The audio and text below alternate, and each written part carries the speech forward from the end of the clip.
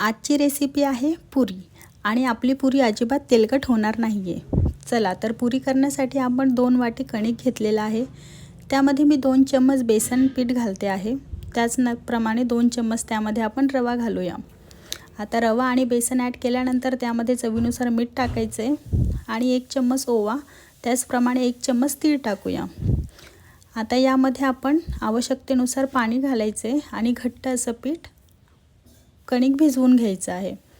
तर मला इथे 2 ग्लास पाणी लागलेलं आहे। आता तुमच्या पिठानुसार तुम्हाला जसं लागेल तसं, बट तुमचं पीठ जे आहे ते घट्टच झालं पाहिजे। आपल्याला पातळ पीठ नाही करायचं, घट्टच पीठ कणिक भिजवून घ्यायला पाहिजे। हे तुम्ही बघू शकता मी कशा प्रकारे घट्ट असं कणिक भिजवून घेतलेलं आहे। या प्रकारे तुमचं कणिक भिजलं पाहिजे। मी यामध्ये कुठेच तेलाचा वापर केलेला नाही आहे, फक्त पीठ भिजवून घेतलेलं आहे। तर पीठ भिजल्यानंतर आपण लगेचच याच्या पुऱ्या करू शकतो। याला आपल्याला काही 10 ते 5 मिनिटं रेस्ट करण्याची काही गरज नसते।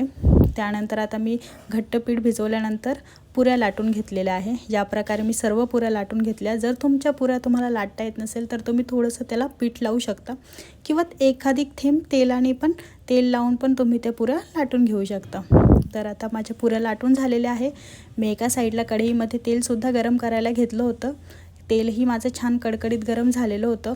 आता मी पुरी जी आहे ती तळण्यासाठी तेलात टाकलेली आहे। एका साईडने आपली पुरी तळून झाल्यानंतर आपण दुसऱ्या साईडने सुद्धा ती पुरी या प्रकारे तळून घेणार आहोत। तुम्ही बघू शकता की पुरी किती छान टम्म फुगलेली आहे आणि अजिबात तेलकट होत नाही ही पुरी आणि खाण्यासाठी पण खूप चविष्ट लागते।